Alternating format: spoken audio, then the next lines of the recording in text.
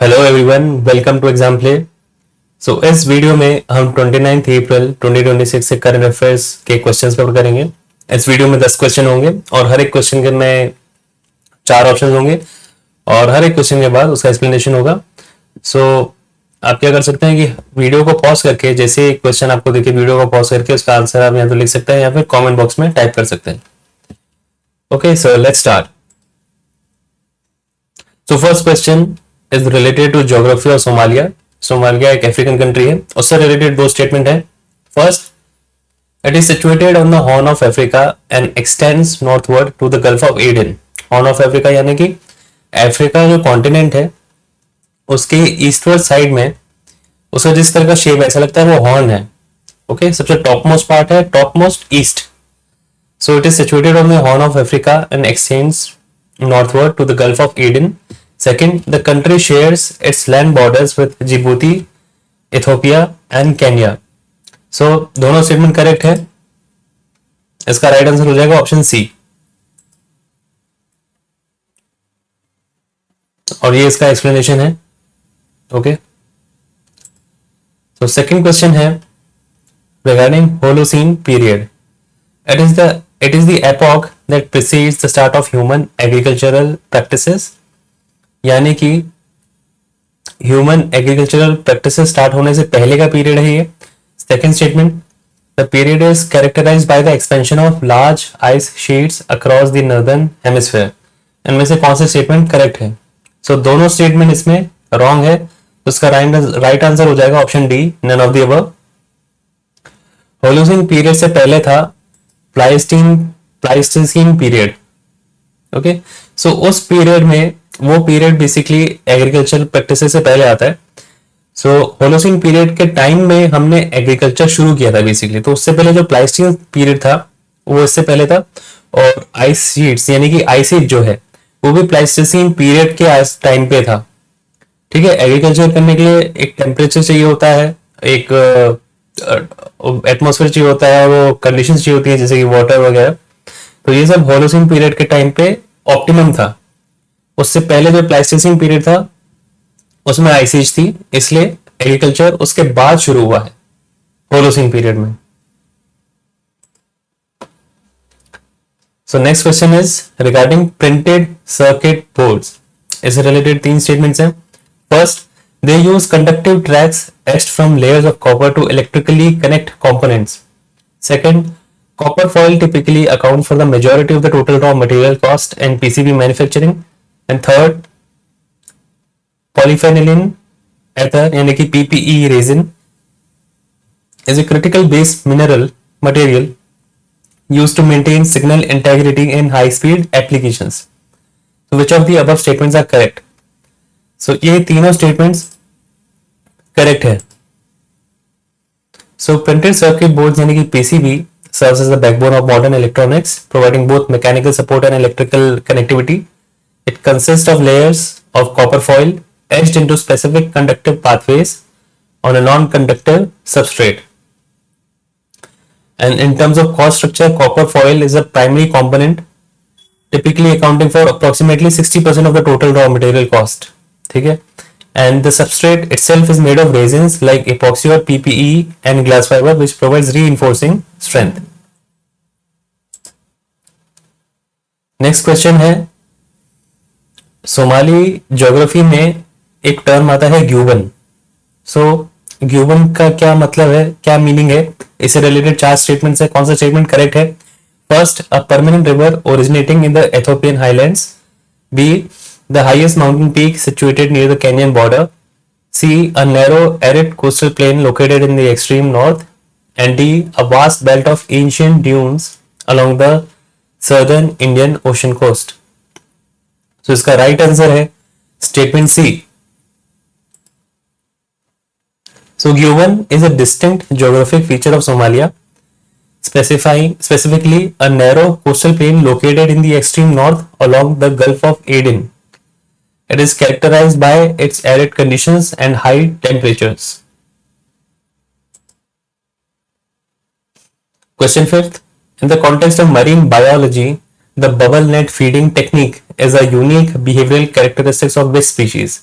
इसमें कौन सी स्पीशीज से रिलेटेड है ये टर्म बबल नेट फीडिंग? तो उसका राइट आंसर है, अच्छा ऑप्शन है, option A great white shark, option B humpback whale, option C dugong and option D leatherback sea turtle. So इसका राइट आंसर है ऑप्शन बी हम्पबैक व्हेल।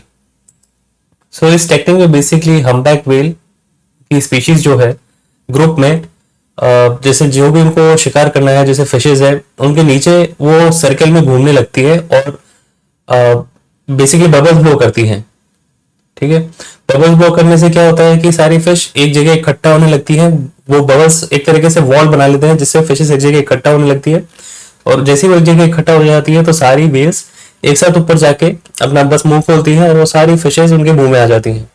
सो इसे कहते हैं बबल नेट फीडिंग और ये हम्पबैक व्हेल से related है। अब हम देखेंगे question number 6। The Bab al Mandeb strait connects which of the following water bodies? First Persian Gulf and Gulf of Oman, option B Red Sea and the Gulf of Aden, option C Mediterranean Sea and Black Sea, option D Andaman Sea and South China Sea. So इसका right answer हो जाएगा option B, Red Sea and Gulf of Aden को connect करता है बाब al Mandeb straight, और red सी इसके north में पड़ता है और गल्फ ऑफ एडन इसके साउथ में पड़ता है। और साउथ वाला जैसे गल्फ ऑफ एडन है, so basically gulf of Aiden आगे जाके खुलता है अरेबियन सी और वाइडर इंडियन ओशन में।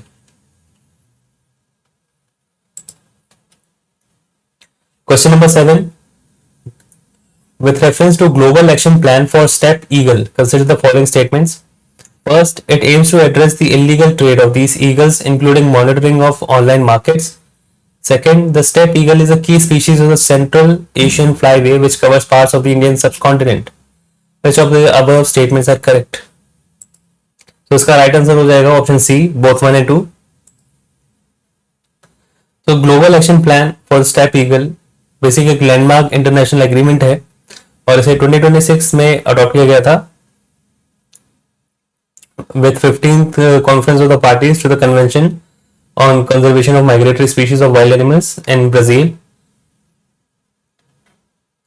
और इसका एक गोल जो है वो है इलीगल किलिंग इसकी रिड्यूस करना, इसका ट्रैप और ट्रेड कम करना। ठीक है, और इसके अलावा इंडिया में इंडिया का भी इंपॉर्टेंट ब्रीडिंग ग्राउंड है स्टेप ईगल का। और इंडिया में भी अगर हम देखें जैसे कि कुछ स्टेट्स हैं जैसे राजस्थान, गुजरात और हरियाणा, यहाँ पे इनका इंपॉर्टेंट ब्रीडिंग ग्राउंड है। सो ये इस इंडिया से भी रिलेटेड है।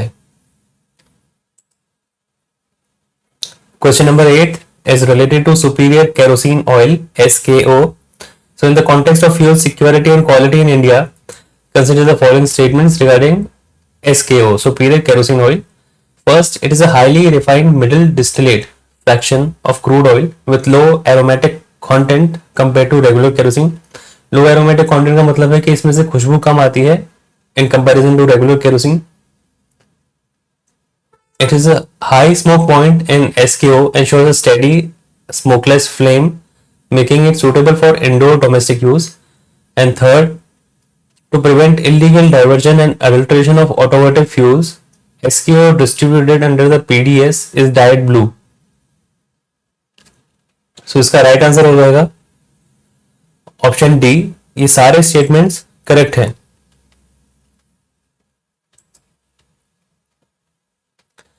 So statement जो था SKO is a highly refined middle distillate. Okay, the refining process is more intensive than that for regular kerosene, specifically aimed at removing impurities such as sulfur and aromatics. Statement 2, the smoke point is a critical quality parameter for kerosene. It is refined to maintain a high smoke point, and a higher smoke point indicates that the fuel can burn at higher temperature or longer before it starts producing smoke. So basically इसको काफी high temperature तक burn किया जा सकता है और इसमें से स्मोक भी नहीं निकलता काफी लंबे टाइम तक या किसी हाई टेम्परेचर पॉइंट तक। और सब्सिडाइज्ड केरोसिन का इलीगल डाइवर्जन रोकने के लिए इसे ब्लू डाई किया जाता है, यानी कि इसमें ब्लू कलर मिलाया जाता है सो दैट ये डिफरेंशिएट किया जा सके रेगुलर और पीडीएस डेस्टिन्ड, यानी पीडीएस का मतलब है public distribution system. Okay, question number 9, first statement दिया हुआ है, the Petersberg climate dialogue is an annual forum design to facilitate informal political discussions ahead of the UN climate change conference. Statement 2, transitioning to renewables like solar and wind is emphasized as a strategy to mitigate geopolitical vulnerabilities exposed by fossil fuel based energy shocks. So which one of the following is correct in respect of the above statements? So दोनों statement correct हैं, लेकिन statement 2 statement 1 का explanation नहीं है.